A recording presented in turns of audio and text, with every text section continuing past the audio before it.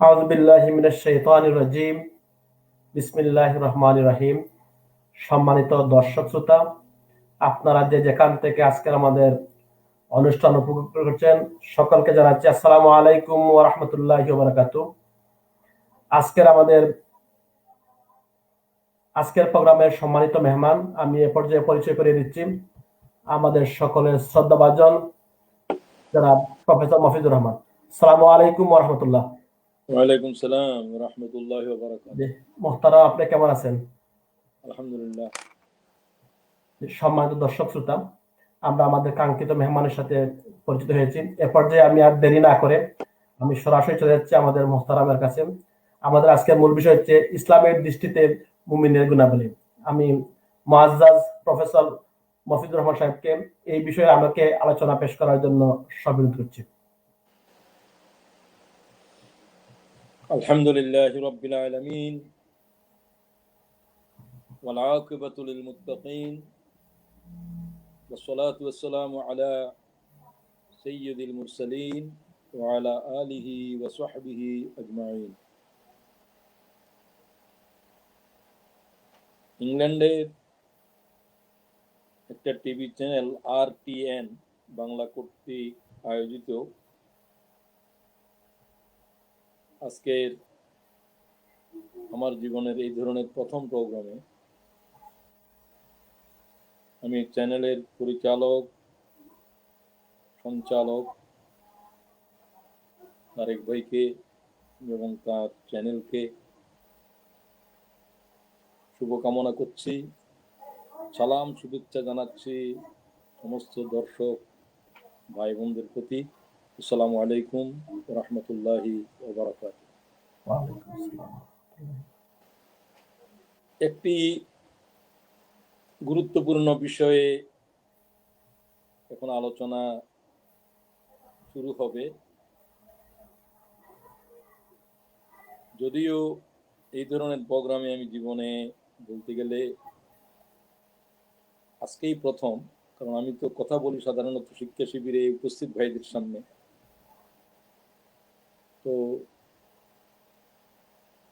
একজন আদর্শ মুসলমান অথবা মুমিনের গুণাবলী কি হওয়া উচিত, এই ধরনের একটা বিষয়কে বাছাই করার জন্য আমি এই চ্যানেলের অভিভাবকদেরকে ধন্যবাদ জানাই। যেহেতু আলোচনাটা সার্বজনীন, পৃথিবীর এই প্রান্ত থেকে ওই প্রান্ত পর্যন্ত, বিশেষ করে বাংলাভাষী মুসলমানদের জন্য, আমার নিজের জন্য আমি গুরুত্বপূর্ণ মনে করি, এবং যারা দর্শক ভাই বোনেরা উপস্থিত আছেন তাদের জন্য।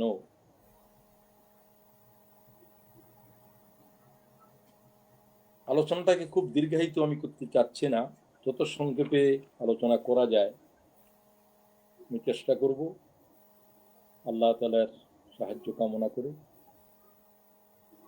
আমি অনুষ্ঠানে অংশগ্রহণকারী ভাই বোনদেরকে তাদের অখণ্ড মনোযোগ আকর্ষণ করি। ইবাদতের উদ্দেশ্যেই আমরা কথা বলছি, ইবাদতের উদ্দেশ্যেই আমাদের শুনলে আমাদের জন্য উপকার হবে। যারা আয়োজন করছেন তারাও বলছেন যে আমরা দ্বীনের উদ্দেশ্যেই এই আলোচনার ব্যবস্থা করেছি, মুসলিম উম্মার উপকার হয়। আমরা কত প্রোগ্রামই না করি, এই প্রোগ্রামটা অন্তত আল্লাহর দ্বীনের প্রয়োজনে আমরা এর জন্য ব্যবস্থা করলাম। আল্লাহ তাআলা এর বিনিময়ে আমাদেরকে, ছোট ভাই বোনদেরকে বকশিশ করুন। আমি চেষ্টা করব এমন কথাগুলো একজন মুমিনের জীবন থেকে আলোচনা করার জন্য, যেগুলো আমার জীবনে আমি অনুশীলন করি। আমি আল্লাহর কাছ থেকে সে সমস্ত কথা বলা থেকে পানা চাই, এগুলো আমি নিজের জীবনে করি না, অন্য ভাইদেরকে করার জন্য বলা কোনো নিষেধ নয়, আমি বলা থেকে নিজকে পরহেজ থাকাটা ভালো মনে করি। আল্লাহ এটা পছন্দ করেন না যে বিষয়ে তুমি নিজের জীবনে আমল করো না, এমন বিষয় নসিহত করা, এই নসিহত আল্লাহর কাছে খুবই জঘন্য, অপছন্দ। লিমা তাকুলুনা মা লা তাফআলুন, এমন কথা কেন বলো যে কথা তুমি তোমার জীবনের উপরে প্রতিষ্ঠা করতে পারো না। আমি আল্লাহ তাআলার কাছে সাহায্য কামনা করে আমি চেষ্টা করব ওই সমস্ত গুণাবলীগুলো আলোচনা করার জন্য যেগুলো আমি আমার জীবনে অনুসরণ করার চেষ্টা করি। নাম্বার 1, একজন মুমিন এখানে মুসলিম একই ধরতে পারেন, এগুলোর বিশ্লেষণ ব্যাখ্যার প্রয়োজন নেই।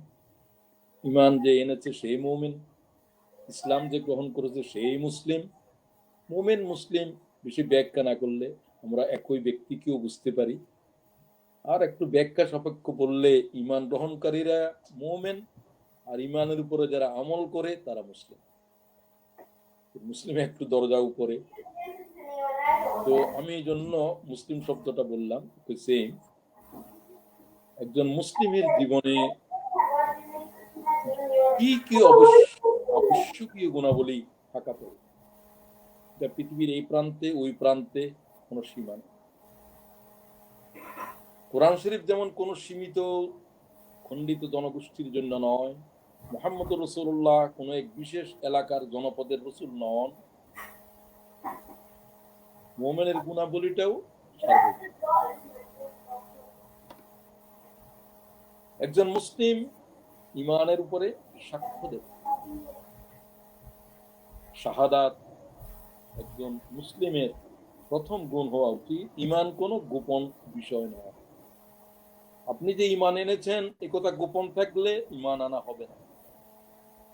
আপনাকে ঈমানের উপরে ঘোষণা দিতে হবে, ঈমানের উপরে দাঁড়াতে হবে, প্রতিদিন ঈমান আনতে হবে, গায়েবের উপরে ঈমান আনতে হবে। অনেকগুলো কথা বলে ফেলছি, প্রত্যেকটাই ব্যাখ্যা সাপেক্ষ, এইরকম ব্যাখ্যা দেওয়া সম্ভব নয়। এইভাবেই আমি কথা বলার চেষ্টা করব। যারা শ্রোতা আছেন আমি তাদেরকে বলবো, আমার আলোচনা বুঝার জন্য আপনার কিছু প্রিরিকুইজিট, আগের থেকে কিছু জ্ঞান বুদ্ধি থাকতে হবে। আমি মনে করি সেগুলো আছে। আর একেবারেই যারা নতুন, তারা যতটুকু পারেন বুঝেন, অথবা যদি আপনার সময় না থাকে আপনি নাও শুনতে পারেন, নাও বুঝতে পারেন, সেটা আপনার ইচ্ছা দিন। কিন্তু দিন সম্পর্কে যাদের কিছু জ্ঞান আছে আমি তাদেরকে বলবো, হৃদয়ের কান খুলে দিয়ে কথা শুনেন। বলেছে ঈমানের উপরে দাঁড়াতে হবে, প্রতিদিন ঈমান আনতে হবে, ঈমানের শাহাদাত দিতে হবে, ঈমান আনতে হবে গায়েবের উপরে। এই সবটাই একটা মুমিনের প্রথম গুণ। এই সবটাই আল্লাহর কোরআন শরীফের দলিল দ্বারা সাবেত। এত দলিল আদিল্য বলারও সময় নেই, দুই একটা শুধু আমি বলতে যাব। ঈমানের শুধু ঘোষণা দিলেই চলবে না,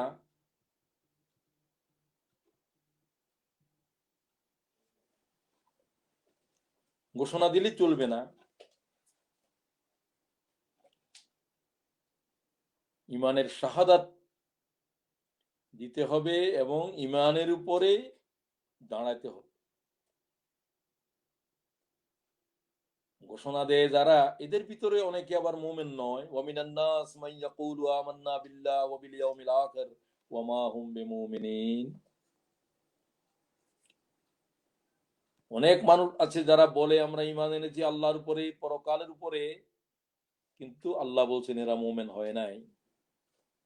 ওয়ালাম্মা ইয়াদখুলুল ঈমান ফি কুলুবিকুম, এদের হৃদয়ের ভিতরে ঈমানের কথাগুলো গেঁথে যায় না, গেঁথে যায় নাই। গেঁথে যাওয়া শর্ত। পাথরের উপরে নাম খোদাই করলে যেরকম পাথর ভেঙে ফেলতে হবে, লেখা উঠবে না। ঈমান কলিজা দাখিল হলে তাকে জবাই করে তার গোশত থেকে হাড্ডি জুদা করা যাবে, ঈমান বের করা যাবে না। ক্বাল রাসূলুল্লাহ সাল্লাল্লাহু আলাইহি ওয়াসাল্লাম। তাদের জন্য, যারা ঈমান এনেছিল তাদের জন্য লোহার চিরুনি এনে বলল যে ঈমান কি ছাড়বে? বলছে ঈমান ছাড়ার জিনিস নয়। তাই নাকি? হ্যাঁ তাই। লোহার চিরুনি আনা হলো, হাড্ডি থেকে গোশত জুদা করা হলো, পৃথক করা হলো। সুবহানাল্লাহ। চিরুনি যেরকম চুলা ছাড়ায় হাড্ডি থেকে, এইভাবে লোহার চিরুনি দিয়ে গোশত থেকে আলাদা করার পরেও তাদের ঈমান বের করা যায়নি। এটাই হলো ঈমান। সাহাবীদেরকে রাসূল সাল্লাল্লাহু আলাইহি ওয়াসাল্লাম এটাই বলেছেন। তাদের মাথার উপরে করাত রেখে বলেছিল যে ঈমান ছাড়ো। না, ঈমান ছাড়ার জিনিস নয়, ঈমান গ্রহণ করার জিনিস অথবা শাহাদাত বরণ করার জিনিস।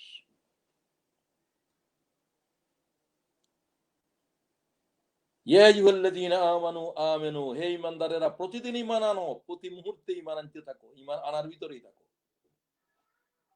ঈমানের চার্জ দিয়ে রাখো টিল ডেথ। ইয়া আইয়ুহাল্লাযীনা আমানু কুনু, হে ঈমানদারগণ, কুনু কাওয়ামিনা বিল কিসতি শুহাদা লিল্লাহ, আল্লাহর জন্য সাক্ষ্য দানকারী হিসাবে দাঁড়িয়ে যাও। প্রতিটি শব্দ, জীবনের প্রত্যেকটা আচরণ দিয়ে ঈমানের সাক্ষ্য ঘোষণা করো। যে বিষয়ের উপর ঈমান এনেছি সে আল্লাহ, সে রসুল, সে কিতাব, সে মালায়েকা, সব গায়েব। এটা যে আল্লাহর রসুল এটা গায়েব, এটা যে মুহাম্মদ ইবনে আব্দুল্লাহ এটা জাহের। ঈমান আনতে হবে এটা আব্দুল্লাহর ছেলে, এটার উপর ঈমান নয়, এটা যে আল্লাহর রসুল গায়েব, এটার উপর ঈমান আনো। এটা একটা কিতাব, যেমন অন্যান্য আরো বহু কিতাব আছে, এটার নাম কিতাবের উপর ঈমান নয়, এটা আল্লাহর কিতাব, এই কথার উপর ঈমান আনা পড়ে, এটা গায়েব। সুতরাং আমরা ভেবে দেখতে হবে যে ঈমান আনাটা সম্পূর্ণ হলো কিনা, প্রথম গুণটা আমার ভিতরে আসছে কিনা, আমি যে মুমিন বলে মুসলিম বলে নিজের ঘোষণা দিচ্ছি, এই ঘোষণার সাথে আল্লাহর কোরআনের শাহাদাত সাক্ষ্য মিলছে কিনা। আমি দ্বিতীয় কথা বলতে চাই, আমি গুণে গুণে কথা বলছি মনে রাখার সুবিধার জন্য। Read the Quran every day, প্রতিদিন কোরআন পড়ো, প্রতিদিন পড়ো, এভরি ডে, কমপক্ষে কিছু আয়াত হলেও পড়ো, একটা আয়াত হলেও জানো, নোট করো, পিপাসাক্ত হয়ে কোরআন পড়ো। চোষ কাগজ যেমন কালি চুষে নেয়, ও আল্লাহর বান্দারা হৃদয় দিয়ে আল্লাহর কোরআন শরীফের এলম এইভাবে চুষে ফেলো। প্রতিদিন অন্তত এক পারা যদি পড়তে পারেন তেলাওয়াত হিসাবে বেশি ভালো, তাহলে প্রতি মাসে একবার কোরআন শরীফ দৌড় খতম হবে। আর অন্তত একটা দুটা আয়াত বুঝে পড়ার চেষ্টা করো, বুঝে পড়ার চেষ্টা করতে হবে। এটা হেদায়েতের কিতাব, এর প্রত্যেকটা বর্ণ মানব জাতির গাইডেন্স, এটা কোনো মন্ত্র নয়, শুধু পড়লে সওয়াব হবে। এই জাতের মন্ত্র বানিয়ে কোরআন শরীফের উপরে জুলুম আর কত বছর চলবে। একটাই কথা, কোরআন শরীফকে হেদায়েতের কিতাব, জীবন চলার, এটা ডানে যেতে বললে ডানে যেতে হবে, বাঁয়ে যেতে বললে বাঁয়ে যেতে হবে। আমি কোরআনের সামনে অন্ধ বধির, কোরআন শরীফ শুধু আমাকে বলবে যে সামনে চলো, সামনে চলবো, কোরআন শরীফ বলবে যে ডানে যাও, ডানে যাব। কোরআন শরীফে যা বলেছে সব আল্লাহ সরাসরি ওহী করেছে, এর প্রত্যেকটা বর্ণ তানজিলুম মির রাব্বিল আলামিন। হায় হায়, কোরআন শরীফ বেশিরভাগই পড়ি না, প্রতিদিন আবার পড়ে না, যারা পড়ে তারা আবার বুঝে না, যারা বুঝে তারা আবার মানে না, তাহলে আর থাকে কি? মাইনাস মাইনাস মাইনাস জিরোতে চলে যাচ্ছে। হুয়া হাবলুল্লাহিল মাতিন, এটা আল্লাহ তাআলার কাছে পৌঁছার সবচেয়ে শক্তিশালী রশি।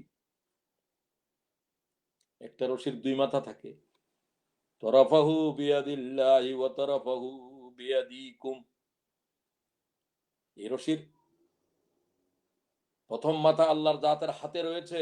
রাসূলুল্লাহ সাল্লাল্লাহু আলাইহি ওয়াসাল্লাম বলেন, ও পৃথিবীর মানব, তোমাদেরকে আল্লাহ পর্যন্ত পৌঁছানোর জন্য এই রশি জমিনে ছেড়ে দেওয়া হয়েছে, তোমরা এই কোরআনকে ধরো।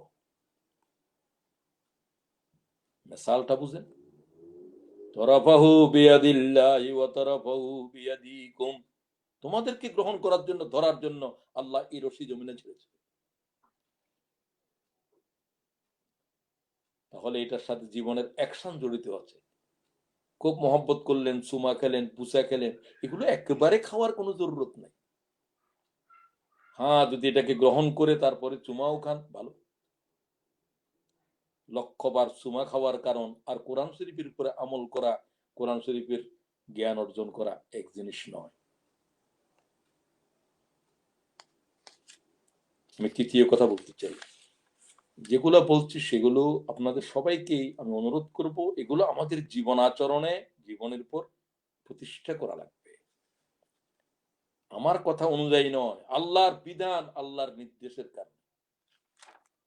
প্রথম শব্দটাই নাজেল হয়েছিল ইকরা, কোরআনকে পড়ো, পড়ো পড়ো পড়ো, 3 বার বলা হয়েছে। আল্লাহ তো একবার বললেও ফরজ।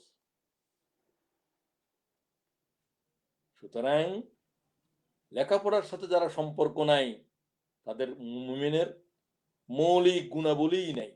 ঘরের ভিতরে একটা টেবিল নেই, বই রাখার কোনো জায়গা নাই। কি জাতের ঘর? ঘর না কবর? ছেলেকে বলছিলাম, আমার খাট খাটানোর আগে আমার টেবিল বসাও,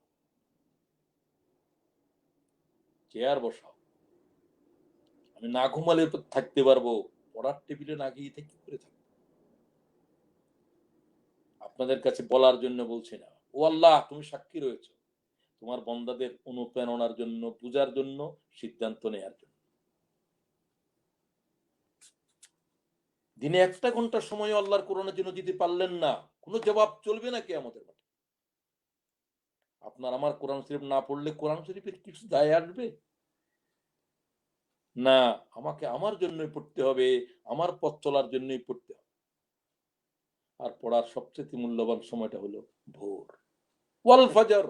আল্লাহ যে সময়ের কসম করেছে, ইন্না কুরআনাল ফজর, ওই ফজর যে ফজরের কসম করা হচ্ছে, কানা মাশহুদা, এটা বনী ইসরাঈল ৭৮ নম্বর আয়াত। ভোরবেলার কোরআন তোমাদের জন্য সাক্ষ্য হবে। এ সময়ের মালায়েকারা জমিন থেকে আকাশের দিকে চলে যায়, আর তারা আল্লাহকে রিপোর্ট করে যে তোমার বান্দা কোরআন শরীফ পড়া অবস্থায় দেখে এসেছে। একজন মুমিনের গুরুত্বপূর্ণ তৃতীয় বৈশিষ্ট্য, তার গুণ হবে 5 ওয়াক্ত নামাজ, সালাত আদায় করবে, সময়ের সাথে আদায় করবে, খুশুর সাথে আদায় করবে, জামাতের সাথে আদায় করবে। অন্তত পুরুষেরা, নারীদের জন্য জামাত ওয়াজিব নয়, পুরুষদের জন্য জামাতের নামাজ ওয়াজিব। সমস্ত ফকিরা একতার উপর একমত, কোনো দ্বিমত নেই। ইচ্ছা করে কোনো অজুহাত ছাড়া, অজুহাত হলো 2টা, একটা হলো অসুস্থতা, ওজর, আর একটা হলো ভয়।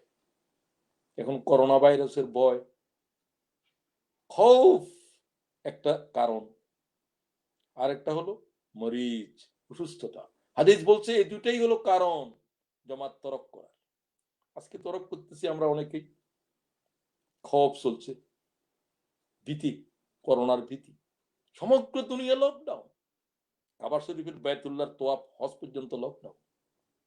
শুধু কাবার কিছু লোকেরা হজ করতে, তামাম পৃথিবীর জন্য যে ডাক দেওয়া হয়েছিল সেই আমল পর্যন্ত স্থবির হয়ে গেছে। সেটা ভিন্ন, এটা সাময়িক বিশেষ কারণে। হাফিজু আলাস সালাওয়াতি ওয়াস সালাতিল উসতা ওয়া কুমু লিল্লাহি কানিতিন, সূরা বাকারা। সালাতকে ওয়াক্তের সাথে আদায় করো, বিশেষ করে আসরের নামাজ, যে নামাজ তোমাদের অনেকেরই কাজা হয়ে যায়, বেশি ব্যস্ত থাকো। ইন্নাস সালাতা কানাত আলাল মুমিনিনা কিতাবাম মাওকুতা, আল্লাহ তাআলা সালাতকে ওয়াক্তের সাথে ফরজ করেছে। মুসলমান ভাই বোনেরা, ওয়াক্ত চেনা ফরজ মুসলমান জাতির উপরে। আমরা সময় চিনি না, সময় গুরুত্ব দিই না। সময় চেনা মুসলিম জাতির উপরে ফরজে আইন। প্রত্যেক নারী পুরুষকে সময়ের সচেতন থাকা, এটা সালাতের অন্যতম একটা শিক্ষাও। সালাত আদায় করতে হবে বিনয়ের সাথে। ফাওয়াইলুল লিল মুসাল্লিন আল্লাযীনা হুম আন সালাতিহিম সাহুন, আফসোস ওই সমস্ত সালাত আদায়কারীদের জন্য যারা নামাজে বিনয় নাই, নামাজ পড়ে আর শরীর চুলকায় আর উকুন মারে। কি জাতের সালাত? এদের সালাত এদের মুখের উপরে নিক্ষেপ করে দেওয়া হয়। সালাত এমন হইতে হবে খুশু শরীরের থেকে তিরবির করার পরেও খবর হবে না। ও আল্লাহ তাআলা তৌফিক দাও। এরপর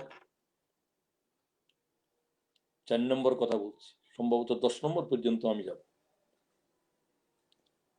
পরিবারের সদস্যদেরকে সময় দিতে হবে। প্রত্যেক মুসলিম মুমিনের উপরে দায়িত্ব এটি। কু আনফুসাকুম ওয়া আহলিকুম নার, তোমরা জাহান্নাম থেকে বাঁচাও, তোমাদের আহলদেরকে বাঁচাও। ফরজ, সূরা তাহরিম 66 নম্বর সূরার 6 নম্বর আয়াত। O the believers, protect yourselves and your families from the hell fire. আল্লাহ বলছি ভয়াল আগুনের ভিতরে তোর আওলাদদেরকেও বাঁচাও, তাদেরকে, তুমি নিজেও বাঁচো। আগে নিজে বাঁচো, তাদেরকে বাঁচাও। জাহান্নামে যাওয়ার যত কারণ আছে সব কারণকে একসাথে একটার কথায় বললে গুনাহ, নাফরমানি, সীমালঙ্ঘন। নিজেও করা যাবে না, আহালদেরকেও গুনাহ থেকে ফরহেজ করার তালিম, তরবিয়ত, চেষ্টা জারি রাখতে হবে। প্রিয় ভাই বোনেরা, রাসূলুল্লাহকে নির্দেশ দেওয়া হয়েছে ওয়ানজির আশীরাতাকাল আকরাবিন, 26 নম্বর সূরা 241 আয়াত। ওয়ানজির আশীরাতাকাল আকরাবিন, আপনি আপনার আত্মীয় পরিজনদেরকে আল্লাহর আযাবের ভয় দেখান। হে মুহাম্মদ ইবনে আব্দুল্লাহ সাল্লাল্লাহু আলাইহি ওয়াসাল্লাম। তারা মনে করে আমরা তো রাসূলুল্লাহর বংশ, আমরা রাসূলুল্লাহ সাল্লাল্লাহু আলাইহি ওয়াসাল্লামের আওলাদ, আমাদের জন্য আর হিসাব নিকাশ সহজ হবে। এদেরকে সাবধান করে দিচ্ছে আল্লাহ তাআলা। নিজের কন্যাকে রাসূলুল্লাহ সাল্লাল্লাহু আলাইহি ওয়াসাল্লাম বলেন, ইয়া ফাতিমা আনকিজি নাফসিকি মিনান নার, জাহান্নামের আগুন থেকে তুমি তোমারে বাঁচাও। আল্লাহ যখন হিসাব নেবে জিজ্ঞাসা করবে না তুমি কার মেয়ে, সুবহানাল্লাহ ওয়া বিহামদি, তুমি কার মেয়ে, তোমার আব্বার নাম কে, আল্লাহ কারো পিতার নাম জিজ্ঞাসা করবে না। পিতার নাম পরিচয়ের জন্য ডাক দিবে, ডাক দিবে, ও আব্দুল্লাহর ছেলে অমুক বা অমুকের ছেলে অমুক। এরপরে আর তোমার বাপের সাথে সম্পর্ক নাই, তোমার জিন্দেগির আমলের হিসাব আল্লাহর দাঁতের কাছে দাখিল করতে হবে। প্রিয় ভাই বোনেরা, তাই বলছি আমরা অনেকে পরিবারকে সময় দিই না, তাদের কার্যক্রম, তাদের আচার আচরণ সম্পর্কে নির্লিপ্ত থাকি, এদেরকে দাইয়ুস বলা হয়েছে। আর দাইয়ুস লা ইয়াদখুলুল জান্নাহ, আরেক হাদিসের ভিতরে আছে দাইয়ুসের জন্য আল্লাহর জান্নাত হারাম। স্ত্রী কোথায় চলে কোনো নিয়ন্ত্রণ নাই, তোমার মেয়ে কোথায় যায়, ছেলে কি করে, কোন নেশাখোরদের চালে চলে, কোন নাইট ক্লাবে রাত যাপন করে বেখবর তুমি, তুমি দাইয়ুস, তোমার জন্য আল্লাহর জান্নাত হারাম। ক্বালা রাসূলুল্লাহ সাল্লাল্লাহু আলাইহি ওয়াসাল্লাম। ছেলে সন্তান, পরিবারের ভিতরে স্ত্রী পরিজন, মৌলিকভাবে এদের প্রতি যদি দায়িত্ব পালন না করো, ভয়াল জাহান্নাম পরিবারই হবে। এখান থেকে শুরু হবে আযাব। একটা নেশাখোর ছেলে একটা পরিবারের জন্য কি ভয়াল আতঙ্ক। সেই দৃশ্য বর্ণনা দিতে অনেক সময় লাগবে। পাশ্চাত্য জগতের মানুষদেরকে এগুলো ব্যাখ্যা করার প্রয়োজন নাই। ইস্ট লন্ডন মসজিদে নামাজ পড়তে আসছি, মাথার ভিতরে দাগ, মাথা ফুলাই অবস্থায়, আহত সারা মাথা। জিল্লুর ভাইয়ের সাথে কথা বলছিল আমাকে আমার এক বন্ধু, পর তিনি বললেন যে মহেশ ভাই এই লোকটার অবস্থা দেখেছেন, ছেলেকে নামাজের জন্য ডেকেছে, ছেলে বাপের চুল ধরে আশ্রাচ্ছিল যে এইভাবে সমস্ত মাথা ক্ষতবিক্ষত, আওলাদের হাতে আহত অবস্থাতে আল্লাহর ঘরে এসে কাঁদতেছে যে নামাজের জন্য ডাকলি কেন, ওয়াল্লাহ ই আওলাদ দিলা কেন। এই ধরনের যন্ত্রণা অপেক্ষা করছে আপনার আমার জন্য যদি এদেরকে সময় দেওয়ার ক্ষেত্রে গাফলতি করেন। স্ত্রীর সাথে তো আরো 3 জনের সম্পর্ক আছে, আপনি জানেন পরকীয়ার কি ভয়াল আপদ চলতেছে। কোন ধরনের ক্লাস গার্ডিয়ান, খবর নাই খবর যখন হবে তখন চিকিৎসার আর সময় থাকবে না। وقال رسول الله صلى الله عليه وسلم, নবী আরবি সাল্লাল্লাহু বলেন, আলা কুল্লুকুম রাইন ওয়া কুল্লুকুম মাসউলুন আন রায়াতি, তোমরা একে অপরের উপরে দায়িত্বশীল, একে অপরের উপরে দায়িত্বশীল। তোমরা যাদের উপরে দায়িত্বশীল তাদের সম্পর্কে জিজ্ঞাসা করা হবে কিয়ামতের মাঠে। ওয়া রাজুলুন রাইন আলা আহলি বাইতি, ওয়া রাজুলুন রাইন আলা আহলি বাইতি, একজন পুরুষ ব্যক্তি, আপনি আর নাম আব্দুল্লাহ, আপনি গোটা আহলের জন্য জবাব দিতে হবে কিয়ামতের মাঠে। قال رسول الله صلى الله عليه وسلم, রাওয়াহু মুসলিম, ওয়া হুয়া মাসউলুন আন রায়াতি, তোমরা তোমাদের অধীনস্থ, যারা তোমাদের কথা মানে, তোমাদের অধীনস্থ যাদেরকে তোমরা লালন করো, তাদের বিষয়ের উপরে, তাদের নৈতিক অবক্ষয়ের উপরে আল্লাহর জাতির প্রশ্ন থেকে রেহাই নেই। এরপর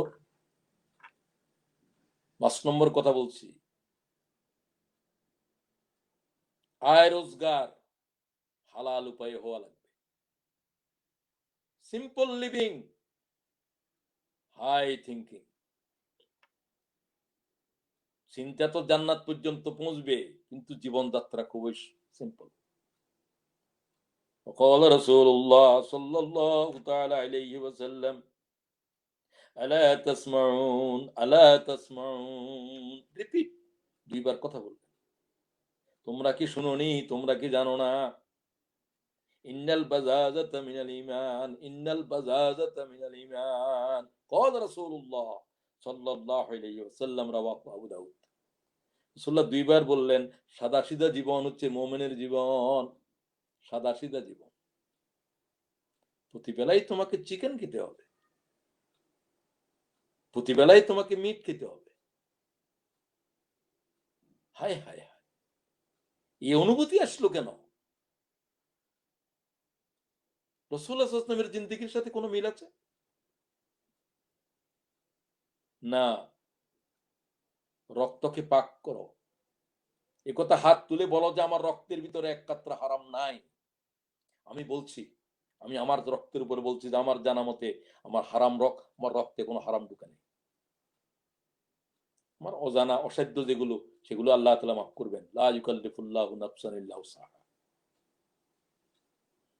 জেনে বুঝি আল্লাহর কোনো হারাম, কোনো মানুষের সম্পদ আল্লাহ আমার রক্তে নাই। তোমাকে আমাকে সকলকে বলতে হবে। وقال رسول الله صلى الله عليه وسلم, নবী আরবি সাল্লাল্লাহু বলেন, লা ইয়াদখুলুল জান্নাহ গুযিয়া বিল হারাম, হারাম থেকে যে গোশত, যে রক্তের কণা, এটার জন্য আল্লাহর জান্নাত হারাম, আল্লাহর জান্নাত হারাম। এতটুকু টুকরা গোশত হারাম থেকে, এটা জাহান্নামে থাকবে, সেটা আঙ্গুল পরিমাণ হোক, আর সবটা জান্নাতের ভিতর থাকে। কেউ বরদাস্ত করতে পারলে তো কোনো কথা নাই। যদি আল্লাহর কালামের উপরে, মুহাম্মদ রাসূলুল্লাহর উপরে ঈমান থেকে তাকে, হারাম খাওয়া বন্ধ করো, হারাম খাওয়ার চাইতে অনাহারে থাকো, পানি খেয়ে থাকো, রোজা রাখো, এক বেলা খাও, এক বেলা উপোস করো। রাসূলুল্লাহ মাসের পর মাস উপোস ছিল। ইন্না কুন্না আলু মুহাম্মদ নামকুসু শাহরিন মা নাস্তাওকিদু বিনারিন, হযরত আম্মা জান আয়েশা হাদিসের রাবিয়া, ও পৃথিবীর মানব, আমি আয়েশা বলছি রাসূলুল্লাহর পরিবার থেকে, আলু মুহাম্মদ, মুহাম্মদের পরিবার বলছি আমি, নামকাসু শাহরিন মা নাস্তাওকিদু বিনারিন, এক মাস পর্যন্ত রাসূলুল্লাহর পরিবারে আগুন জ্বলে নাই। আমি আয়েশা বলছি আল্লাহর পয়গম্বরের ঘর থেকে। ইন হুয়া ইল্লা তামারু ওয়াল মা, শুধু পানি আর খেজুর খেয়ে খেয়ে রাসূলুল্লাহর পরিবারের দিন গুজরান হয়েছে। এক বেলাও কি হারাম খাবো না বলে উপোস করেছে? উপোস করার প্রয়োজন নাই আমি মনে করি। যদি প্রয়োজন হয়, এরকম আর কোনো উপায় নাই, এতটুকু হারাম খাওয়া তো জায়েজ আছে, যতটুকু না হলেই নয়, অতটুকু বাদেই দিলাম। হারামের সাথে চাকরি করো, শরাব সরবরাহ করো, শরাবের ব্যবসা করো, শুকরের গোস্তের সাথে তুমি কি খাও, তোমার তার ভিতরে শুকরের চর্বি আর শুকরের গোস্ত লার কাছে, তুমি কি জাতের হারাম খাচ্ছ? ও আল্লাহ তাআলা মাফ করে দেন ভাইদেরকে, মাফ করে দেন আমাদেরকে। 6 নম্বর বলছি, মুমিনদের জীবনের জন্য যে সমস্ত গুণগুলো অপরিহার্য সেগুলোই শুধু আমি বলছি। হইলে ভালো, না হলেও চলে, এই জাতের একটা শব্দ আমি বলবো না। আমি বলছি যেগুলো না হলেই নয়, লা বুদ্দা, যেগুলো না হলেই নয়।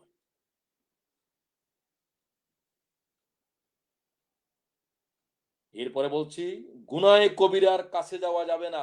Don't go near the great sins. বহুত ইবাদত বন্দেগী করেছেন, একটা নাফরমানি সমগ্র জিন্দেগীর ইবাদতের ছাই করে দেবে। শয়তান ইবাদত করে নাই, কোন ইবাদত আছে?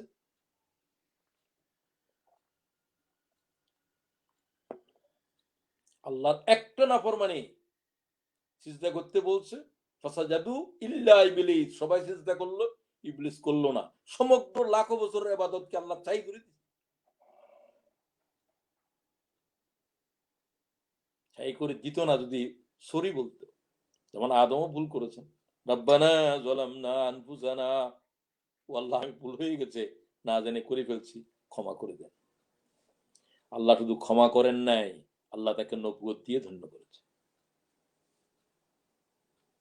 গুনাহ করার উপর চাইতেও গুনার উপরে বাড়াবাড়ি, বাবা, না করলে কি হবে, নামাজ না পড়লে কি হবে, এই জাতের কথা বলার সাথে কুফর হয়ে যাবে, ইমান চলে যাবে। নামাজ না পড়লে যাবে না, কুফরই বলা যাবে, কুফর হবে না, কাফের হবে না। যে না পড়লে চলবে এই জাতের শব্দ বলবে, শব্দ বলার পর তার স্ত্রী তালাক হয়ে যাবে। সমস্ত আলেমদেরকে জিজ্ঞাসা করেন যে কথার উপরে কোন ইমামের, চার মজাহাবের, মজাহাব মানে না যারা, তাদের কারো কোনো দ্বিমত নাই। আল্লাহর কোন বিধানকে উপেক্ষা করলে, অবজ্ঞা করলে সাথে সাথে কাফের হয়ে যাবে, এই কথার উপরে সমস্ত মুসলিম উম্মার ইজমা। এই জাতের চলতেছে রহস্য। গুনাহ করার সময় যখন মানুষ আনন্দ করে, বিয়ের অনুষ্ঠানে নাচতেছে কিভাবে নির্লজ্জের মতো, নারী পুরুষ সব। কি হলো, বিয়ে তো একটা ইবাদতের জিনিস। কি জাতের বুড়ো মানুষ, কি জাতের ছোট বড় সব নাচতেছে কিভাবে। এইভাবে গুনার উপরে যখন নাচানাচি করে, খোদার কসম খেয়ে বলছে এদের ইমান থাকবে না। এদেরকে আবার সাথে সাথে আল্লাহর কাছে অনুতপ্ত হয়ে তওবা করতে হবে, সরি বলতে হবে, পরবর্তীকার ভুল করে ফেলছে। গুনার উপরে যখন মানুষ আনন্দ করে, গুনাকে যখন গুনাহ মনে করবে না, গুনাকে আনন্দের বিষয় করবে, আল্লাহর রাগে থরথর করতে থাকে। কোন মুমিনের পক্ষে করা সম্ভব যদি ঈমান থাকে তার ভিতর? এই ধরনের অপরাধ অহরহ করতেছে মুসলিম উম্মার জীবনে। আল্লাহ মাফ করে দেন আমাকে, মাফ করে দেন মুসলিম জনপদের। তিনটা গুনার কথা না বলে পারছি না, এগুলো আল্লাহ এক আয়াতের ভিতরে বলছেন। আজকে শপথ করেন যারা আমার আলোচনা শুনছেন, আমি শপথ করছি, আপনাদেরকেও বলছি, এই তিনটা গুনাহ কোনো মুমিন করতে পারে না। আল্লাহ বলছে ওয়াল্লাযীনা লা ইয়াদউনা মা আল্লাহ, শিরিক করতে পারে না, আল্লাহর সাথে আর কাকেও ডাকতে পারে না, আর কারো বন্দেগী করতে পারে না। এক নম্বর, ওয়ালা ইয়াকতুলুনা আন-নাফসাল্লাতী হারামাল্লাহ ইল্লা বিল হক, আল্লাহ যে জানকে হারাম করেছে, এই ধরনের আল্লাহর কোন বান্দা জান কবজ করা, হত্যা করা, হত্যার সাথে জড়িত থাকা, হত্যাকে সমর্থন করা, এই জাতের অপরাধের সাথে কোনো মুমিন জড়াইতে পারে না। কোন নিরপরাধ মানুষ হত্যার অপরাধ করে নাই, আপনি তাকে শাস্তি দিচ্ছেন, যে আদালতে দিবে, যে সমর্থন করবে, যে পত্রিকা কলম ধরবে, হত্যার অপরাধ, হত্যার অপরাধ, হত্যার অপরাধ। হত্যার অপরাধের জন্য শাস্তি হলো, আল্লাহ তাআলা বলছেন, বেলা হিসাবে জাহান্নাম। একটা মুমিনের হত্যার সাথে যদি সমগ্র পৃথিবীর মানব জড়িত থাকে, রাসূলুল্লাহ হাদিসে বলছেন, এক পৃথিবী শুদ্ধ মানব জাহান্নামে নিক্ষেপ হবে একটা মুমিনকে হত্যা করার জন্য। মুমিন হোক, যে কোনো মানুষ হোক। আল্লাহ তাআলা মাফ করে দাও, এই জাতের অপরাধের ভিতরে লক্ষ কোটি মানুষ, মুসলমানেরা জড়িত আছে। হত্যা এই জাতের ভয়াবহ জিনিস। এরপর ওয়ালা ইয়াজনুন, কোন মুমিন জিনা করতে পারে না, জিনা করা অবস্থায় তার ঈমান থাকে না। খেলা জিনিস পেয়েছে,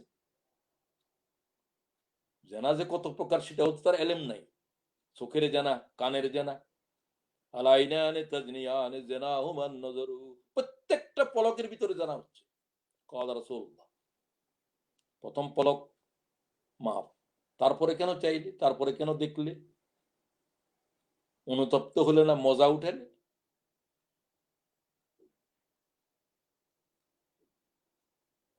এরপরে মোবাইলের ভিতরে সমস্ত জেনার আলোচনা হচ্ছে, সব সেক্সুয়াল টক কনভারসেশন যা হচ্ছে প্রত্যেকটা শব্দের ভিতরে জানা হচ্ছে। ক্বালা রাসূলুল্লাহ ওয়াল উযনানি জানাহুমাল ইসতিমা, কানের জানা হচ্ছে শোনা। ওয়াল লিসান জানাহুল কালাম, জিহ্বার গুনাহ হচ্ছে, জানা হচ্ছে বলা। সেগুলো আমি বলতে পারছি না, কি জাতের শব্দ বলতেছো তুমি? তুমি তোমার প্রিয় ব্যক্তিকে, তোমার লাভারকে, তুমি যা বলতেছো, সে যা বলতেছো, শোনার জানা। এই 24 ঘন্টার ভিতরে 18 ঘন্টা শুধু জানার ভিতরে আছে। এর ভিতরে মোমেনদেরও একটা বিশাল সংখ্যা আছে না নাই? আপনি আপনার হিসাব করে দেখুন। হ্যাঁ, এগুলোর থেকে পরিত্রাণ যা করে ফেলছেন তার থেকে একটাই বাঁচার পথ, তওবা। মরার আগে আগেই করতে হবে। ইল্লা মান তাবা ওয়া আমানা ওয়া আমিলা আমালান সালিহা, শিরক করে ফেলছো, খুন করে ফেলছো, বা খুনের সাথে জড়িত ছিল, অথবা জিনা হয়ে গেছে। ইল্লা মান তাবা ওয়া আমানা ওয়া আমিলা আমালান সালিহা ফাউলাইকা ইউবাদদিলুল্লাহু সাইয়্যাতিহিম হাসানাত ওয়া কানা আল্লাহু গফুরার রহিমা। আল্লাহ তাআলাই বলছেন যে গুনাহ মাফ করব না বলছি, সে শিরককেও মাফ করব যদি সে চোখের পানি ছেড়ে দেয়। ও আল্লাহ, অপরাধ করে ফেলছি, রব্বানা যালামনা আনফুসানা ওয়া ইল্লাম তাগফির লানা, এটা আল্লাহই শিখিয়েছে আদমকে। ওই শব্দ দিয়ে বলো, ও আল্লাহ, আমি আমার উপরে জুলুম করেছি, অন্যায় করেছি, শিরক করেছি, এই অপরাধ করেছি, সেই অপরাধ করেছি। ওয়া ইল্লাম তাগফির লানা ওয়া তারহামনা লানাকুনান্না মিনাল খাসিরিন, আল্লাহ আমার প্রতি রহম করেন, আমি ফিরে আসলাম, আমি তওবা করলাম। তাহলে তোমার অতীতের গুনাহ আল্লাহ ক্ষমা করে দেবে। রাসূলুল্লাহ দরবারে আসলেন, ঈমান আনার পরে হঠাৎ হাত টেনে ফেললেন, রাসূলের হাতে হাত দিয়েছেন। দাহিয়ায়ে কলবি তার নাম। রাসূলুল্লাহ বললেন, হাত কেন টেনে নিলা কলমা পড়ার আগে? ইয়া রাসূলুল্লাহ, আমি তো কলব গোত্রের আমি নেতা, লিডার, আমার হাতে 70 জন মেয়ে জিন্দা কবরস্থ করেছি আমি, সামাজিক নিয়ম প্রথা ছিল এটা, আমার কি হবে কিয়ামতের মাঠে? যেদিন আল্লাহ বলবেন বিয়ে জামমিন কোতেলাত, কোন অপরাধের কারণে এদেরকে কত কবরস্থ করেছিল, জবাব দেয়, সেদিন আমি, আমার কি হবে? রাসূলুল্লাহ সাল্লাল্লাহু আলাইহি ওয়াসাল্লাম বললেন, ঈমান আনো, ঈমান আনার সাথে আল্লাহ অতীতের গুনাহ ক্ষমা করে দেবেন। সাথে সাথে দাহিয়ে কলবি কলিমা শাহাদাত ঘোষণা করলেন, আমি গুনাহগারদেরকে বলতেছি আবার ঈমান আনো। এইজন্য আল্লাহ বললেন, ইল্লা মান তাবা ওয়া আমানা, তওবা করো, ঈমান আনো। আবার ও আল্লাহ স্বীকৃতি দিচ্ছে, লা ইলাহা ইল্লাল্লাহ, তুমি ছাড়া কোনো মাবুদ নাই। ওয়া আমিলা আমালান সালিহা, তওবা করো, ঈমান আনো এবং নেক আমল করো, আর বদামলের দিকে যাইও না। ফাউলাইকা ইউবাদদিলুল্লাহু সাইয়্যাতিহিম হাসানাত, তাহলে গুনাহ করেছিলে যে সেটারে নেকি বানায় দিব। এটার কথা যত চিন্তা করে তত কাঁদে, তত কাঁদে, তত কাঁদে। সমগ্র জীবন তার কাঁদার জন্য এটাই কারণ, আহাই জেনা করেছিলাম, এই অপরাধ করেছিলাম, মানব খুন করেছিলাম, পরবর্তীকার এই মিথ্যা করে নেককার আল্লাহ তোর গোলামদেরকে ফাঁসির মঞ্চে ঝুলে দিয়েছি, আমাদের অপরাধ তো ক্ষমা হওয়ার যোগ্য নয়। প্রিয় ভাই বোনেরা, এরপরে বলতে চাই, প্রতিটা বিষয়ে মুহাম্মদুর রাসূলুল্লাহর ইত্তেবা করো। মেয়ে বিয়ে দিবে, রাসূলুল্লাহ সাল্লাল্লাহু আলাইহি ওয়াসাল্লাম কিভাবে মেয়েকে বিয়ে দিয়েছেন, সুন্নাহ কি, তরিকা কি, পদ্ধতি কি? ঘুমের থেকে উঠা থেকে শুরু করে বিছানা আরেকবার যাওয়া পর্যন্ত প্রত্যেকটা আমল করতে হবে মুহাম্মদুর রাসূলুল্লাহ সাল্লাল্লাহু আলাইহি ওয়াসাল্লামের ইত্তেবা, অনুসরণে। প্রত্যেকটা ইমানদারের এই গুণ অর্জন করা উচিত। শুধু জিজ্ঞাসা করবে মুহাম্মদ রাসূলের সুন্নাহ কি, জানো না, যে আলেমদেরকে জিজ্ঞাসা করো। ওযু রাসূল সাল্লাল্লাহু আলাইহি ওয়াসাল্লাম কিভাবে করতেন সেভাবে, রাসূল কিভাবে সালাত পড়তেন সেভাবে, রসুল কিভাবে বাজার যেতেন, বাজার যেয়ে কি পড়তেন, সেটাকে আমল করো, সেটাকে শিখো। জিন্দেগির কোনো কদম দেয়া যাবে না, কোনো পলক চোখের ফেলা যাবে না, কোনো জিব্বে কোনো শব্দ উচ্চারণ করতে পারবে না যেটা মোহাম্মদ রসুল্লাহর তরিকার খেলাফ, যেটা ইমানের বহির্ভূত। কারণ তাকে পাঠিয়ে আল্লাহ বলছেন, ইন্নাকা লাআলা খুলুকিন আযীম। ও পৃথিবীর মানব মণ্ডলী, নারী পুরুষ সাদা কালো আরবি আজমি সকলের জন্য একটা মানব তামাম পৃথিবীর জন্য দলিল, একটা মানব সমগ্র পৃথিবীর জন্য আদর্শ। এরকম কোন মানব পৃথিবীতে জন্ম হয়েছে? ১০০ লক্ষ পয়গম্বর কি এরকম? তারা তো একটা গোষ্ঠীর জন্য, কিছু এলাকার মানুষের জন্য। একটা মানবকে আল্লাহ তাআলা বললেন যে কিয়ামত পর্যন্ত আর কোনো মানব কোনো পয়গম্বরই আসবে না। এর ভিতরে সমস্ত পয়গম্বরের পয়গম্বরই মিশে গেছে। একটা সিডির ভিতরে যেরকম একটা গ্রন্থাগারের ১,৫,০০,০০০ ব্রিটিশ কাউন্সিলের পুরো লাইব্রেরির পুরো বই এক সিডির ভিতরে আছে। হায় হায়, কি আশ্চর্য জ্ঞান আল্লাহ মানুষের বকশিশ করেছে। আমি বলি যে মোহাম্মদ রসুল্লাহ হচ্ছে জীবন সিডি। ১০০ লক্ষ পয়গম্বরের জীবনের মোহাম্মদ রসুলের হায়াতের ভিতরে সিডি করে দেওয়া হয়েছে। এখন বুঝতে তো অসুবিধা নাই, একসময় বুঝতে অসুবিধা ছিল। প্রিয় ভাই বোনেরা, আমাদেরকে আল্লাহ তাআলার পয়গম্বরের নির্দেশিত পথেই হায়াত বসর করার, হায়াত অতিবাহিত করার এই সিদ্ধান্ত আজকের নিব। আগে যারা নিয়েছেন তারা এটাকে রিনিউ করে, to follow the sunnah of the prophet in toto রাসূলুল্লাহর সুন্নাহকে প্রতি কদম প্রতিটি বিষয়ে খালি আল্লাহ তাআলার পয়গম্বরের সুন্নাহ কি সুন্নাহ কি সুন্নাহ কি সেটাকে গ্রহণ করে। আল্লাহ আমাদেরকে তৌফিক দিন। এরপরে আমি বলতে চাই, দ্বীনকে জিন্দেগির সামনে নিয়ে আসেন। দ্বীন হচ্ছে ইসলাম। এদেশের ৯০% আমাদের জন্মভূমির বা এদের ৬০% আমরা মুসলিম, আর বাকিরা তো এখন ইমানে আনে নাই। এদের কাছে কি আল্লাহ তাআলার দ্বীনের কোনো খবর পৌঁছে দেওয়ার দায়িত্ব আছে কিনা? এটা হলো দ্বীন। দ্বীনের উপর দায়িত্ব হলো আল্লাহর দ্বীন পৌঁছে দেওয়া মানুষের কাছে। দ্বীনের উপরে দায়িত্ব হলো দ্বীনকে তামাম কিছুর উপর অগ্রাধিকার দেওয়া। এখন আমার দুনিয়ার এই কাজও আছে, দ্বীনের এই কাজও আছে। নামাজের ডাক দেওয়া হয়েছে, দোকানও খোলা। যখন এই দ্বীন এবং দুনিয়ার সংঘাত আসবে, দুনিয়াকে পিছনে দিতে হবে, দ্বীনকে সামনে দিতে হবে। قال رسول الله صلى الله عليه وسلم, নবী আরবি সাল্লাল্লাহু আলাইহি ওয়াসাল্লাম বলে, মান আহাব্বা দুনিয়া আযাররা বিআখিরাহ ওয়া মান আহাব্বা আখিরাহ আযাররা বিদুনিয়া। যে দুনিয়াকে সামনে দিয়েছে, আখিরাত তার পিছনে, তার ক্ষতিগ্রস্ত হয়েছে। যে আখিরাতকে সামনে দিয়েছে, তার দুনিয়ার জীবনে কিছু ক্ষতি হবে। একটা ভালো চাকরি করতে পারতেছে না, ব্যাংক যেহেতু সুদী ব্যাংকের, ক্ষতি হলো। এই ক্ষতি বরদাস্ত করতে হবে জাহান্নামের আগুনে যদি না জ্বলতে চাও, তা না হলে পরের ক্ষতি আরো ভয়াবহ। দ্বীনকে অগ্রাধিকার দাও। এই দিন নিয়ে প্রশ্ন হবে কবরে, ওমা দীনুকা, তুমি কোন দিনের উপরে ছিলা? আমার ইচ্ছার উপরে, সমাজের প্রচলিত যে চলে এই দিন, এইটাই কি আমার জীবন ব্যবস্থা, না ইসলাম আমার জীবন ব্যবস্থা ছিল? তো আল্লাহ তাআলার দ্বীনের উপর, ইসলামের উপরে মুসলমানদের উচিত, তাদের গুণ হওয়া উচিত যে তারা ইসলামের উপরে সন্তুষ্ট থাকে। রাদিতু বিল্লাহি রাব্বা, আমরা আল্লাহর উপরে সন্তুষ্ট মুমিনেরা। রাদিতু বিল্লাহি রাব্বা ওয়া বিল ইসলামি দীনা, ইসলাম যে আমাদের জীবন ব্যবস্থা, দ্বীনের প্রত্যেকটা কিছুর উপরে আমরা সন্তুষ্ট। আশ্চর্য বিষয়, একটা বিয়ের ভিতরে যতগুলো নাফরমানি চলছে, আমার সমস্ত শরীর কাঁপতেছে। চোখের ভিতর, কানের ভিতর যা চলতেছে সব আল্লাহ তাআলা রাগের ভিতর থরথর করতে থাকে। বান্দাদের এই সমস্ত নাচানাচি দেখলে হাসে কিভাবে? এদের হাসা দেখলে আমার বমি আসে। হা হা হা, এই ধরনের কোন হাসি রাসূলুল্লাহর জিন্দেগিতে আছে? হাসি কান্নার কথা তো হাদিসে আছে। রাসূলুল্লাহর হাসি পৃথিবীর কোন মানব জাতি মুহাম্মদ রাসূলুল্লাহর হাসির আওয়াজ শুনে নাই। রাসূলুল্লাহর হাসি ছিল তাবাসসুম, হাসতেন বোঝা যেত। দুনিয়ার জাহেল লোকেরা বলে পিএইচডি হোল্ডার, আজও হাসাও শিখে নেই। শিখবে কি করে?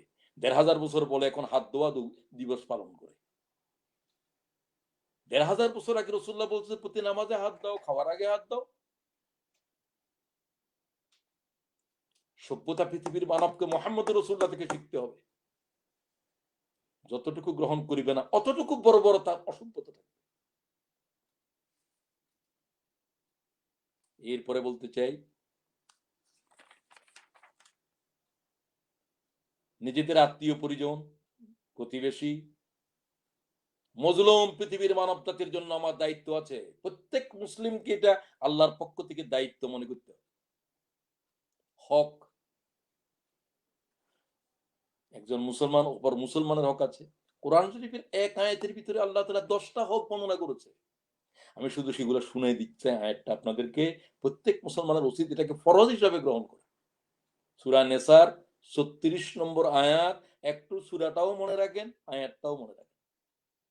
ওয়াবুদুল্লাহ ওয়া লা তুশরিকু বিহি শাইয়্যা, তোমরা দাসত্ব করো আল্লাহর, আল্লাহর সাথে শিরিক করবে না। এটা আল্লাহর হক, বন্দেগী শুধু আল্লাহর জন্য করা। ওয়াবিল ওয়ালিদাইনি ইহসানা, মাতা পিতার প্রতি সদাচরণ আল্লাহর হকের পরেই হক। কোন দেশে থাকি যে দেশে কুকুরের জন্য জায়গা আছে, তার মায়ের জন্য জায়গা নাই, বাপের জন্য জায়গা নাই। ঠিক সভ্যতা বলতে আমার ঘৃণা হচ্ছে। মানব জাতিরা কত ইতর হয়ে পড়েছে। ওয়াবিল ওয়ালিদাইনি ইহসানা, আমি মাতা পিতার হকের বিস্তৃত আলোচনার দিকে যাচ্ছি না, শুধুমাত্র পয়েন্ট বলে যাচ্ছি।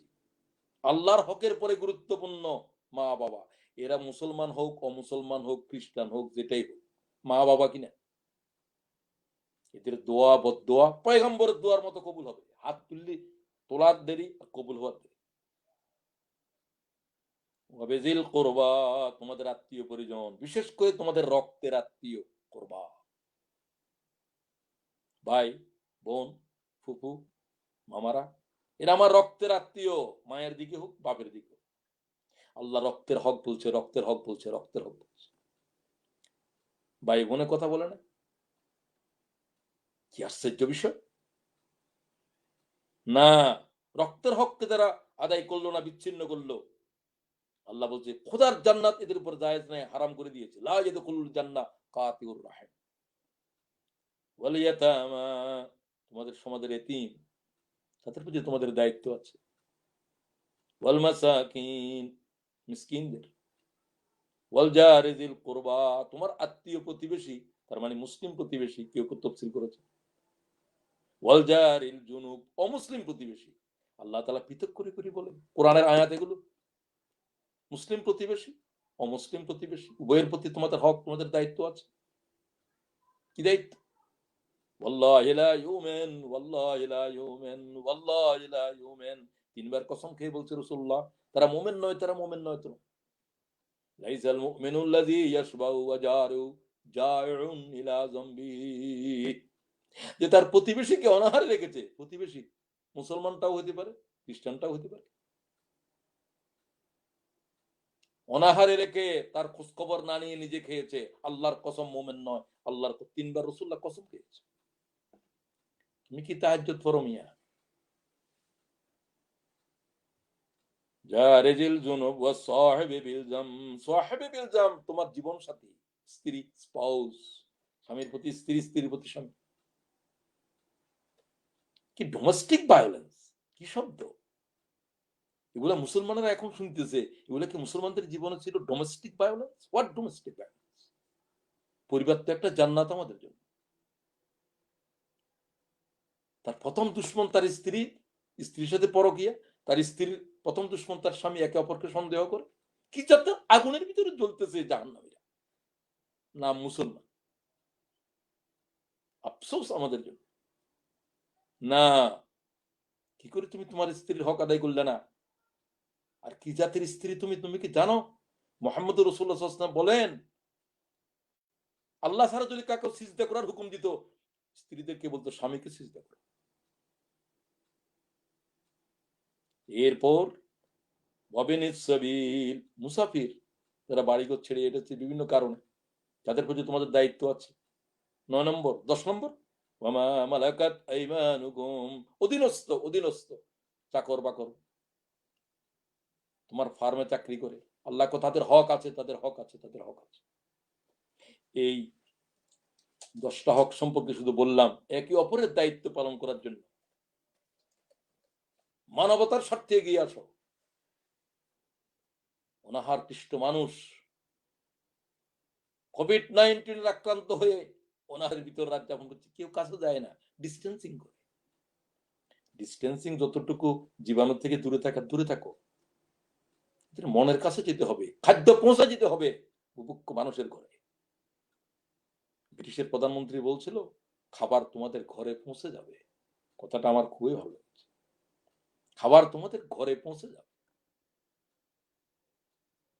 নিজেও কোভিড আক্রান্ত ছিলেন প্রধানমন্ত্রী এই দেশের। যাই হোক, এরপরে শেষ নম্বর বলতে চাই,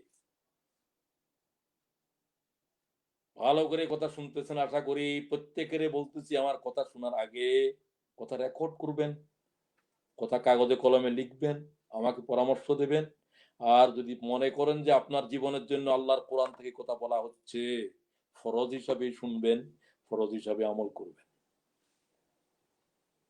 আল্লামা সাদি, বিখ্যাত মুফাসসিরে কোরআন,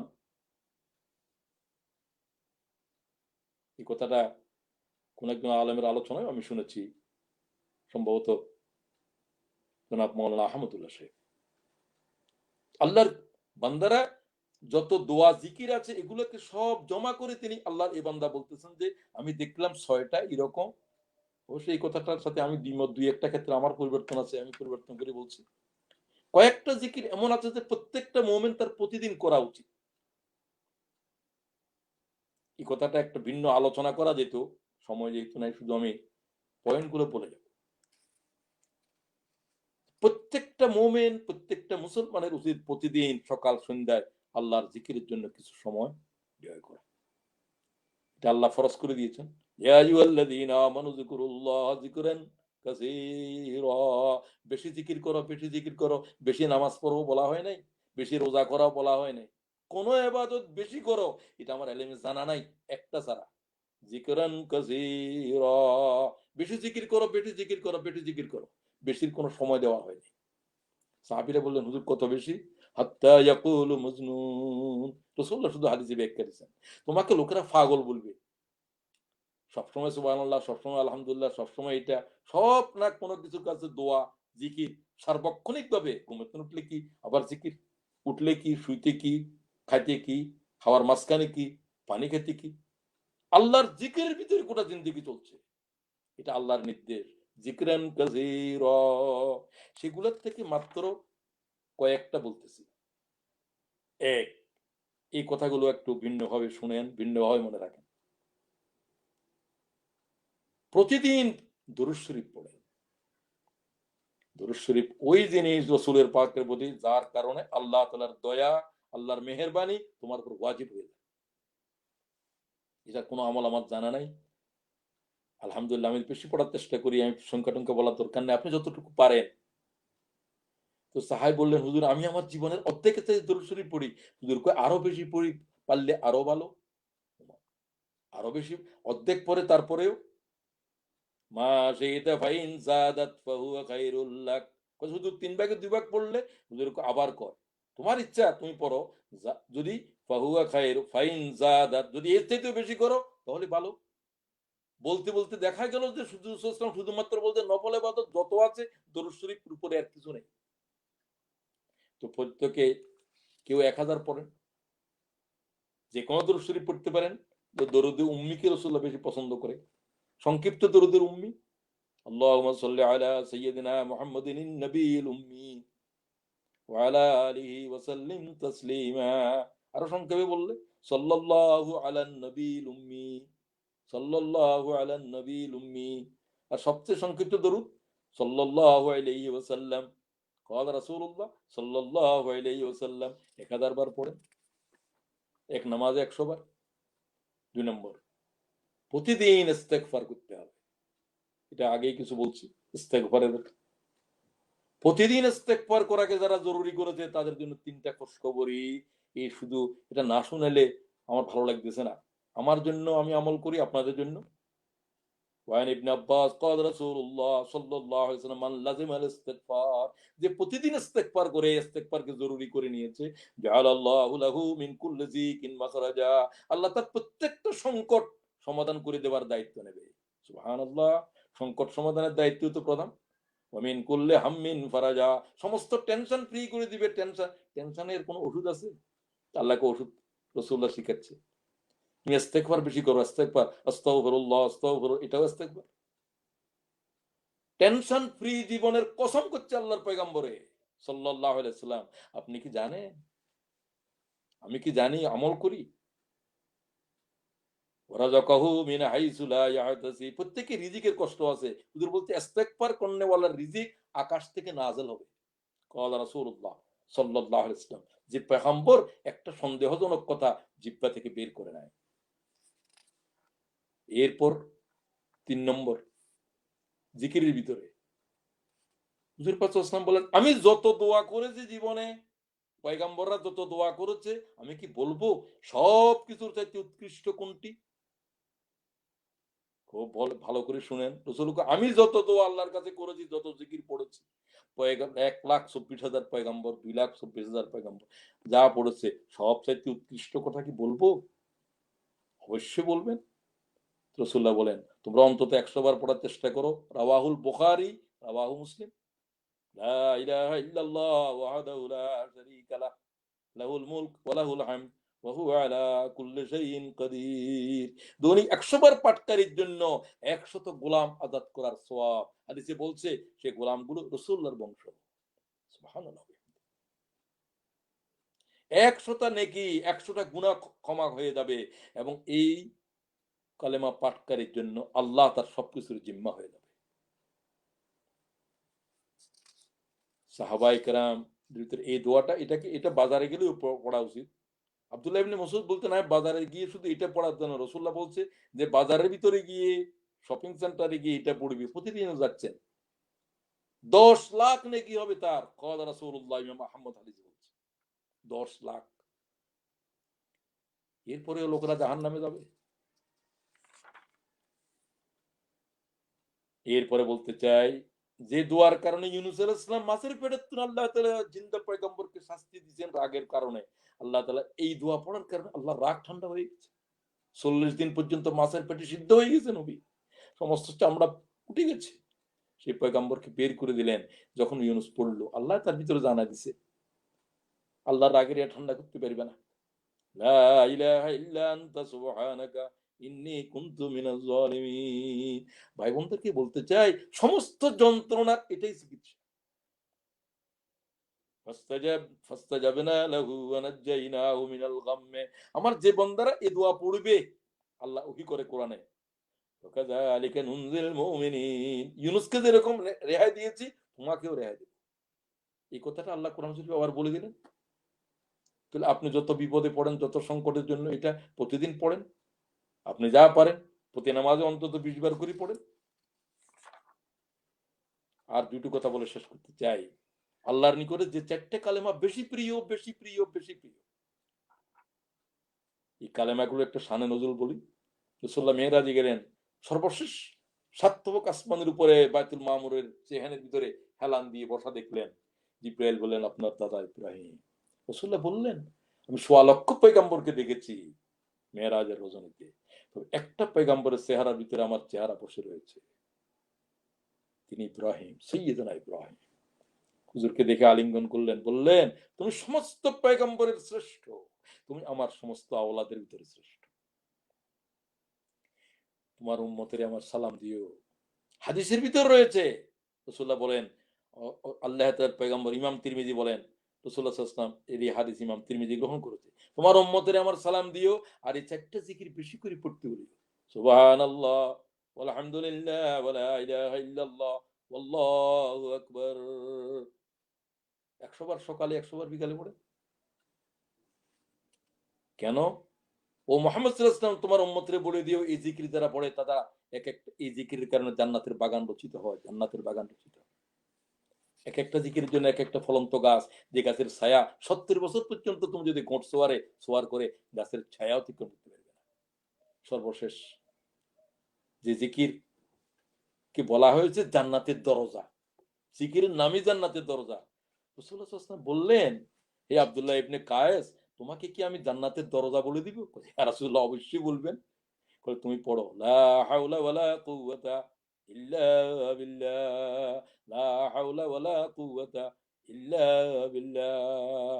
এটা বেশি করে পড়ো, বেশি করে পড়ো। তো আপনি 20 বার করে পড়তে পারবেন না? জান্নাতের দরজাই তো এটা। প্রিয় ভাইয়েরা, বোনেরা, দর্শক মণ্ডলী, আমি প্রায় 1 ঘন্টার মতো কথা বলছি। আমি আবার চ্যানেলের দায়িত্বশীলদেরকে শুভেচ্ছা জানাই। তাদের মাধ্যমে এতক্ষণ পর্যন্ত আল্লাহর দ্বীনের এত গুরুত্বপূর্ণ কথাগুলো, সব কথাগুলো আল্লাহর কোরআন, মুহাম্মদ রাসূলের হাদিস থেকে বর্ণিত। এই কথাগুলোকে বলার যারা পৃথিবীর কাছে পৌঁছে দেওয়ার জন্য ব্যবস্থা করলেন, আল্লাহ তুমি তাদেরকে এর বিনিময় বকশিশ করো। যারা আমরা শুনলাম, যারা আমরা বুঝলাম, আল্লাহ তাআলা আমাদের জীবনের ভিতরে সেগুলোকে আমল করে একজন আদর্শ মুমিন, আদর্শ মুসলিম হওয়ার আল্লাহ তাআলা তৌফিক দান করুন। আসসালামু আলাইকুম ওয়া রাহমাতুল্লাহি ওয়া বারাকাতুহু। আলহামদুলিল্লাহ, আমরা আমাদের মুআজ্জাজ মেহমানের কাছ থেকে যে কথাগুলো শুনলাম কোরআন হাদিসের আলোকে, আল্লাহ রাব্বুল আলামিন যেন আমাকে এবং আমরা যারা শুনলাম এবং যারা আগামীতে শুনবো সকলকে যেন এর উপর আমল করার তৌফিক দান করেন। সম্মানিত দর্শক শ্রোতা, আমরা আমাদের মুআজ্জাজ মেহমানকে আল্লাহ শুকরিয়া আদায় করছি উনি গুরুত্বপূর্ণ সময় দান করার জন্য, এবং আমরা উনার কাছে কৃতজ্ঞতা প্রকাশ করছি। সম্মানিত দর্শক শ্রোতা, আপনাদের আগামী প্রোগ্রামে অন্য কোনো আলোচক দেখে নিয়ে হাজির হব। সে পর্যন্ত আপনারা সকলে ভালো থাকেন, সুস্থ থাকেন, নিরাপদ থাকেন। এ পর্যন্ত আজকে আমরা প্রোগ্রাম শেষ ঘোষণা করছি। আসসালামু আলাইকুম ওয়া রাহমাতুল্লাহি ওয়া বারাকাতুহু।